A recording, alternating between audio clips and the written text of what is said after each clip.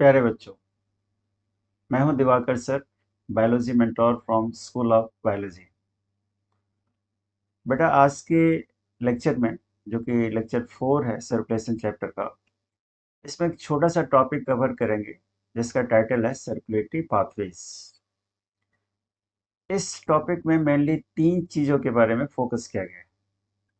एक तो open circulatory system और क्लोज सर्कुलेटरी सिस्टम का मतलब क्या होता है। दूसरा कि जितने वर्टिब्रेट्स हैं फिश से लेकर के मैमल्स तक, उसमें किस वर्टिब्रेट में कितने चैम्बर का हार्ट होता है। और तीसरा कि टाइप्स ऑफ सर्कुलेशन, किस वर्टिब्रेट में सिंगल सर्कुलेशन होगा, किस वर्टिब्रेट में डबल सर्कुलेशन होगा, किस में इनकम्प्लीट डबल सर्कुलेशन होगा। तो इन 3 चीज़ों को आज के लेक्चर में हम कवर करेंगे बुक्स के थ्रू। तो चलिए चलते हैं एनसीईआरटी बुक के कंटेंट पर। तो ये आपके सामने है सर्कुलेटरी पाथवेज। जैसा हमने कहा बेटा कि एनिमल्स में, है ना, जो लिविंग ऑर्गेनिजम्स हैं, एनिमल्स हैं, उनमें 2 तरह का सर्कुलेटरी सिस्टम होता है। एक है ओपन सिस्टम और दूसरा है क्लोज सिस्टम। तो ओपन सिस्टम और क्लोज सिस्टम का एक सिंप्लीफाइड डायग्राम हमने यहाँ पर बना रखा है। देखो, ओपन सिस्टम, हार्ट है, H for heart, T for tissues, और ये ब्लड वेसल्स है ना, ये ब्लड वेसल्स। हार्ट का काम क्या है? हार्ट का काम है ब्लड को पंप करना। तो जब हार्ट ब्लड पंप करता है ओपन सिस्टम में, तो वो ब्लड ब्लड वेसल से निकल करके इस ओपन स्पेस में आ जाता है। इस स्पेस को हम साइनसेस कहते हैं, है ना, ब्लड साइनसेस कहते हैं। ये लिखा है ना, sinuses. Sinuses are blood filled space. तो हार्ट जब ब्लड को पंप करता है तो वो ब्लड निकल करके कहाँ आ जाता है? इस ओपन स्पेस में आ जाता है, मतलब डायरेक्ट टिश्यू के कांटेक्ट में आ जाता है। T for tissue. तो ब्लड और टिश्यू के बीच में एक्सचेंज ऑफ जो सब्सटेंस होता है वो डायरेक्ट होता है। टिश्यू से वेस्ट निकल के बाहर आएगा और ब्लड से यूजफुल सब्सटेंस निकल के टिश्यू में जाएगा। ऐसे सिस्टम को जिसमें ब्लड और टिश्यू के बीच में डायरेक्ट एक्सचेंज हो। क्यों डायरेक्ट एक्सचेंज हो रहा है? क्योंकि ब्लड ब्लड वेसल से निकल करके इस स्पेस में आ गया। ऐसे सिस्टम को हम ओपन सिस्टम कहते हैं, जो कि आर्थ्रोपोडा और मोलस्का में होता है। ये दोनों इनवर्टिब्रेट के फाइला है ना, आर्थ्रोपोडा भी और मोलस्का भी। ये दोनों नॉन कॉर्डेड फाइला है, इनवर्टिब्रेट के फाइला है। हालांकि कुछ मोलस्क जैसे ऑक्टोपस वगैरह है, उसमें ऐसा नहीं होता, उसमें क्लोज सिस्टम होता है। एक्सेप्शंस हैं हर जगह, लेकिन इन्होंने जनरल लिख दिया है, तो मोस्ट ऑफ द मोलस्क में ओपन सिस्टम ही होता है। अब आते हैं क्लोज सिस्टम पर। क्लोज सिस्टम का ये डायग्राम हमने बना रखा है। हार्ट है, ब्लड वेसल्स हैं, टिश्यूज हैं। इसमें एक को मान लो कि आर्टरी है, एक को मान लो वेन है। और आर्टरी और वेन को ज्वाइन करने वाले वेसल्स को कैपिलरीज कहते हैं, जो कि यहाँ पर एब्सेंट था। तो कैपिलरीज के होने से क्या होगा कि blood flows in close circuit. देखो, यहाँ से ब्लड निकलेगा, यहाँ से फिर हार्ट में जाएगा। आर्टरी किस तरह के ब्लड वेसल्स को कहते हैं? आर्टरी उस ब्लड वेसल्स को कहते हैं जो हार्ट से ब्लड लेके आता है। वेन उस ब्लड वेसल को कहते हैं जो हार्ट में ब्लड लेके जाता है। और इन दोनों ब्लड वेसल को ज्वाइन करने वाले वेसल्स को हम क्या बोलते हैं? कैपिलरीज। ये कैपिलरी, ठीक है। तो यहाँ पर ब्लड ब्लड वेसल से कभी बाहर नहीं निकलेगा, इसलिए सिस्टम को क्लोज कहते हैं। अब तुम्हें लगेगा कि जब बाहर नहीं निकलेगा तो फिर टिश्यू को मिलेगा कैसे? तो इसमें क्या होता है कि कैपिलरीज को देखो हमने डॉटेड लाइन से बनाया। डॉटेड लाइन से क्यों बनाया? क्योंकि कैपिलरीज की वॉल जो होती है ना बेटा, वो सेमी परमिएबल होती है। ये सेमी परमिएबल होती है, तो ब्लड तो बाहर नहीं आएगा, लेकिन ब्लड के जो यूजफुल कंटेंट है वो बाहर आ जाते हैं। और वो बाहर आते हैं और टिश्यू के सराउंडिंग में जो फ्लूइड होता है उसको हम क्या बोलते हैं? Tissue fluid. और टिश्यू फ्लूइड जो है ना बेटा, वो ब्लड और टिश्यू के बीच में इंटरमीडिएट, आप मीडिएटर का काम करते हैं, है ना, मिडिल मैन का काम करते हैं। कैपिलरीज से बाहर निकल के सब्सटेंस आएगा, फिर टिश्यू में जाएगा। बाहर निकल के किस में आएगा, टिश्यू फ्लूइड में आएगा, टिश्यू फ्लूइड से जाएगा टिश्यू, फिर टिश्यू फ्लूइड से बाहर निकल के टिश्यू से बाहर निकल के टिश्यू फ्लूइड में जाएगा, फिर जाएगा ब्लड। तो ब्लड और टिश्यू के बीच में टिश्यू फ्लूइड मिडिल मैन का काम करता है। तो इस तरह का जो सिस्टम है वो दो जगह होता है, एक एनालिट्स में और एक कॉर्डेट्स में। तो आपको ये एग्जांपल्स याद रखने हैं, दोनों का मीनिंग समझना है कि ओपन का मतलब क्या होता है और क्लोज्ड का मतलब क्या होता है। ओपन एंड क्लोज्ड का मतलब हमने आपको समझा दिया कि ओपन सर्कुलेटरी से, फिर उनके एग्जांपल्स हमने कर लिए। अब आते हैं इस चैप्टर के दूसरे पार्ट पर कि जितने वर्टिब्रेट्स हैं उसमें हार्ट कितने तरह का होता है। तो यहाँ पर आप देखो कि फिश का जो हार्ट है वो टू चैम्बर्ड है, टू चैम्बर्ड हार्ट, जिसमें ऊपर वाले चैम्बर को हम एट्रियम कहते हैं और नीचे वाले चैम्बर को हम वेंट्रिकल्स कहते हैं। तो इसका कोई पार्टीशन नहीं है, अपर चैम्बर एट्रियम, नीचे का चैम्बर वेंट्रिकल। तो टू चैम्बर्ड हार्ट किस में होता है, फिश के अंदर होता है। ठीक है। अब फिश के बाद जो वर्टिब्रेट आता है उसका नाम है एम्फीबिया, एम्फीबिया के बाद जो आता है वो रिप्टाइल। तो एम्फीबिया में और रिप्टाइल में क्रोकोडाइल को छोड़ के three chambered heart. Three chambered heart का क्या मतलब है कि ऊपर दो एट्रिया होगा, मतलब एट्रिया का यहाँ पर पार्टीशन हो जाएगा, टू एट्रिया होगा और एक वेंट्रिकल होगा, सिंगल वेंट्रिकल होगा, वेंट्रिकल का पार्टीशन नहीं होता। तो three chambered heart is found in all amphibians and most of the reptiles except crocodile. ठीक है। अब बचा क्रोकोडाइल, बर्ड और मैमल। इन तीनों वर्टिब्रेट्स में फोर चैम्बर्ड हार्ट होता है, फोर चैम्बर्ड हार्ट होता है। ऊपर वाले दो चैम्बर को एट्रिया, नीचे वाले दो चैम्बर को वेंट्रिकल्स।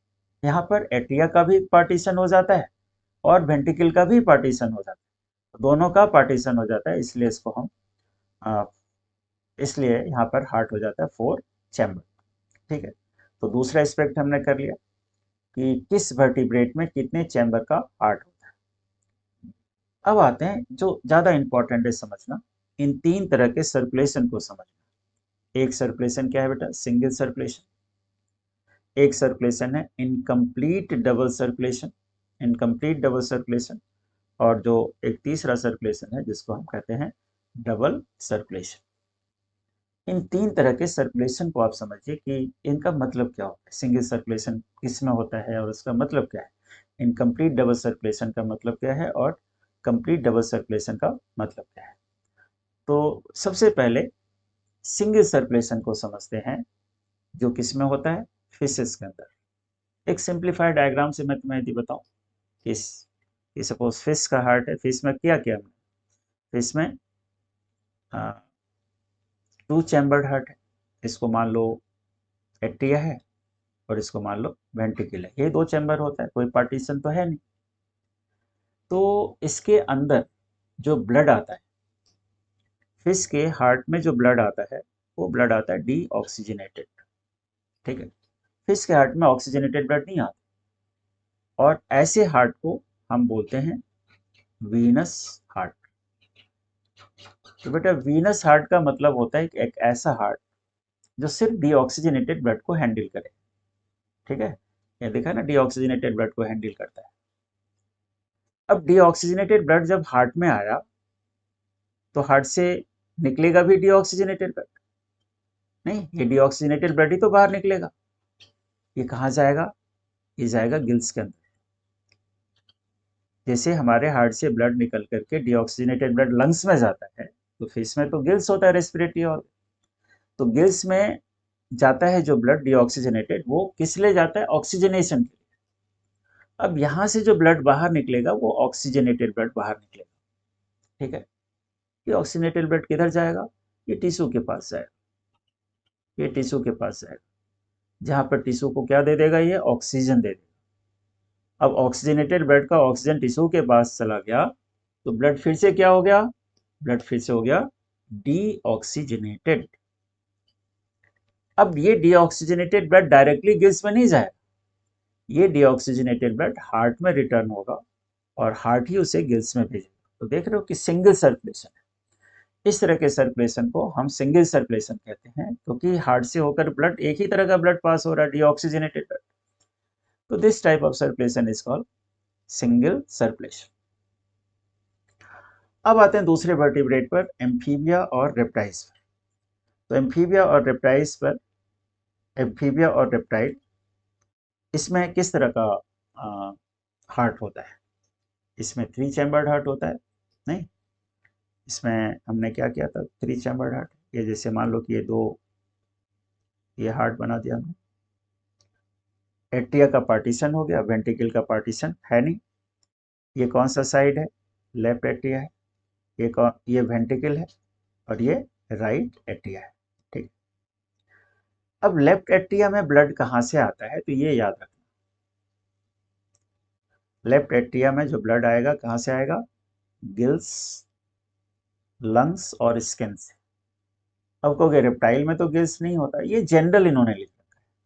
रेप्टाइल्स में डेफिनेटली गिल्स नहीं होता, रेप्टाइल में लेकिन लंग्स तो होता है।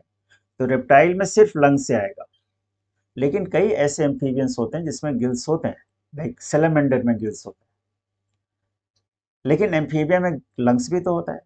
एम्फीबिया में स्किन सबसे इंपॉर्टेंट रेस्पिरेटरी ऑर्गन है। ये सारे वो ऑर्गन है, गिल्स, लंग्स और स्किन, जो जहां पर ब्लड का ऑक्सीजनेशन होता है। तो left side will receive what type of blood? Oxygenated blood. और जो राइट साइड है बॉडी के पार्ट से, कैसा ब्लड आएगा?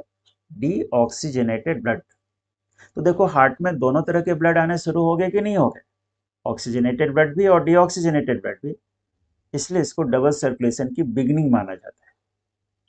लेकिन प्रॉब्लम क्या है कि यहाँ पर जाकर के ब्लड क्या होगा? मिक्स हो जाएगा। ये ब्लड इधर आएगा तो क्या होगा? ब्लड मिक्स हो जाएगा। इसलिए सर्कुलेशन को, ये मिक्स्ड ब्लड को पंप करता है ऑर्गन्स के लिए। ऐसे सर्कुलेशन को हम क्या बोलते हैं?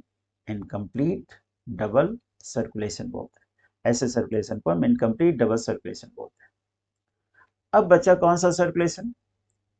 अब बचा डबल सर्कुलेशन, जो कि किसमें होता है? बर्ड्स और मैमल्स में। ह्यूमन बीइंग भी इसी कैटेगरी का है। तो बर्ड्स और मैमल्स में डबल सर्कुलेशन, इसको मैं थोड़ा एक डायग्राम से यदि बताऊं, इसको मिटा देता हूं और फिर मैं ये डायग्राम आपको बताता हूँ। डायग्राम से समझना आसान हो जाएगा, सिंप्लीफाई हो जाता है इसलिए। ये हमने बना दिया डबल सर्कुलेशन का मतलब, समझा रहा हूँ, समझना। ये ह्यूमन का हार्ट या बर्ड्स का हार्ट,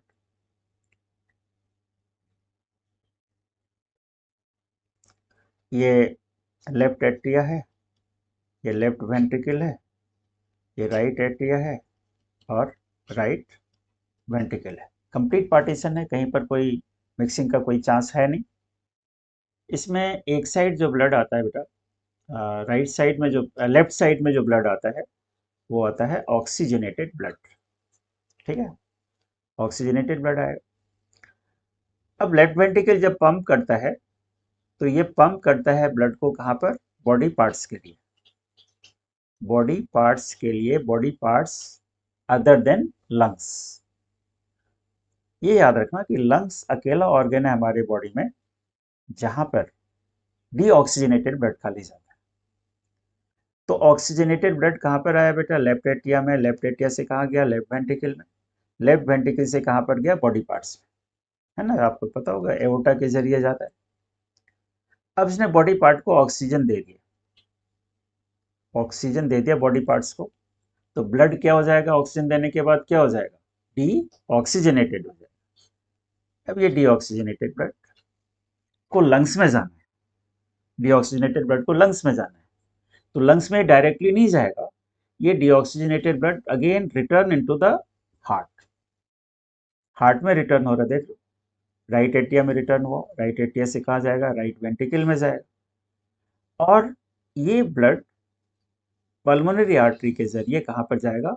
लंग्स में जाएगा। तो लंग्स में कैसा ब्लड आ रहा है? डी ऑक्सीजनेटेड ब्लड जा रहा है। कहाँ से? हार्ट से। ठीक है, तो देख रहे हो हार्ट से 2 बार ब्लड पास हो रहा है ना। एक बार ये ऑक्सीजनेटेड ब्लड पास हुआ, oxygenated blood was pump to body parts जहां पर ऑक्सीजन वाज डिलीवर्ड। ब्लड क्या हो गया फिर? डीऑक्सीजनेटेड, ये डीऑक्सीजनेटेड ब्लड हार्ट में दोबारा रिटर्न होता है, राइट साइड में रिटर्न होता है, और राइट साइड का जो पार्ट है वो ब्लड को पंप करके डीऑक्सीजनेटेड ब्लड को पंप कर देता है लंग्स में, जहां पर ब्लड का ऑक्सीजनेशन होगा, और यही ऑक्सीजनेटेड ब्लड देखो फिर लेफ्ट साइड में रिटर्न होगा। तो यहाँ पर डबल सर्कुलेशन या कंप्लीट डबल सर्कुलेशन इसलिए कहते हैं क्योंकि जो लेफ्ट साइड का जो पार्ट है, जो लेफ्ट साइड का पार्ट है, ये इस तरह के लेफ्ट साइड से जो ब्लड पास होता है उसको सिस्टमिक सर्कुलेशन कहते हैं, ये ऑक्सीजनेटेड ब्लड को हैंडल करता है। और जो राइट साइड का पार्ट है उसको पल्मोनरी सर्कुलेशन कहते हैं, ये डीऑक्सीजनेटेड ब्लड को हैंडल करता है, और ये दोनों ब्लड कहीं भी मिक्स नहीं होते। इस तरह का सर्कुलेशन दो ऑर्गेनिज्म में होता है, बर्ड्स में और मैमल्स में, और इसको हम कंप्लीट डबल सर्कुलेशन कहते हैं। तो हमने तीनों का मतलब समझ लिया कि सिंगल सर्कुलेशन का मतलब क्या है, डबल सर्कुलेशन का मतलब क्या है, और इनकम्प्लीट डबल सर्कुलेशन का मतलब क्या है। तो बच्चों, ये जो छोटा सा टॉपिक हमने कवर किया सर्कुलेटरी पाथवेज, इनमें जो 3 कंटेंट थे, है ना, कि हार्ट के चैम्बर्स के बारे में, टाइप्स ऑफ सर्कुलेशन के बारे में, और ओपन और क्लोज सर्कुलेटरी सिस्टम के बारे में, इनको हमने अच्छे से समझा। हमारा पर्पस यही है कि हम एनसीईआरटी के कंटेंट को ठीक से समझें, फिर हम क्वेश्चंस भी करेंगे इस पर बेस्ड। अभी तो हमारा पर्पस है कि हम आपको कंटेंट पहले सिखाएं, है ना, कंटेंट को इलेबोरेट नहीं करना है बहुत ज़्यादा, है ना, आपको एनसीईआरटी के आसपास रहना है। आपको नीट एग्जाम में अच्छा करने के लिए एनसीईआरटी के कंटेंट को अच्छे से समझना पड़ेगा, और यही हमारा प्रयास है। मुझे उम्मीद है कि आपको ये सारी बातें समझ में आई होगी। Thank you. आज के लिए इतना ही। नेक्स्ट लेक्चर में हम ह्यूमन हार्ट का स्ट्रक्चर करेंगे।